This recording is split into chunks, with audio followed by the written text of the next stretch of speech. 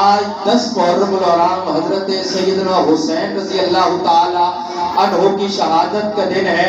ارد گرد لاشوں کا انبار ہے، 72 تن شہید ہو چکے ہیں، ہر طرف لاشیں ہیں، علی اصغر ہے، علی اکبر ہے، ابو بکر ہے، عمر ہے، عثمان ہے، لاشیں پڑے ہوئے ہیں۔ لیکن جب نماز کا وقت آیا تو نواسۂ رسول نے نماز ادا کی۔ کہ سبحان اللہ، نماز کا وقت آیا تو نواسۂ رسول نے نماز ادا کی ہے۔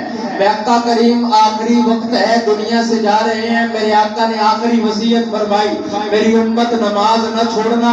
اس نصیحت کو، وصیت کو اگر کسی نے سمجھا ہے تو نواسۂ رسول حسین ابن علی نے سمجھا ہے۔ کرب و بلا کا میدان ہے، ہر طرف لاشیں ہی لاشیں ہیں۔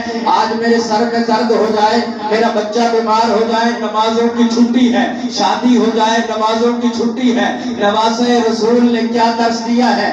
لاشیں ہیں لاشیں، اولاد کے لاشیں پڑے ہوئے ہیں، بھائیوں کے لاشیں پڑے ہوئے ہیں، پورا خاندان سوا ہوا پڑا ہے، خیمے جل چکے ہیں۔ لیکن حسین ابن علی نے وہاں بھی سر جھکا کے رب کے سامنے سر سجدے میں ٹیک کے بتایا ہے سب کچھ قربان کیا جا سکتا ہے، لیکن نماز کو اس وقت بھی قربان نہیں کیا جا سکتا۔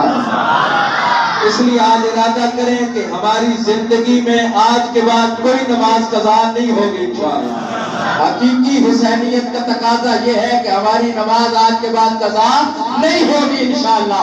اور میں وہ کلام جو حضرت نے جس روایت کی طرف اشارہ فرمایا، آج جس مظلوم صحابی کو تیرے میرے ملک میں باپ کی گالی دی جاتی ہے، 5000 سے زائد روایات کا حدیثوں کا راوی، وہ عظیم صحابی حضرت ابو ہریرہ، جس نے نبی کریم صلی اللہ علیہ وسلم کی اس محبت کو جو حضور حضرت حسین سے کیا کرتے تھے، کندھوں پہ سوار کرتے، بوسہ دیتے، سنتے، ممبر پہ ساتھ بٹھاتے، سجدے کی حالت میں ہوتے، حسین سجدے کی حالت میں آپ کی پشت پر سوار ہو جاتے، آپ سجدے کو لمبا کر دیا کرتے تھے۔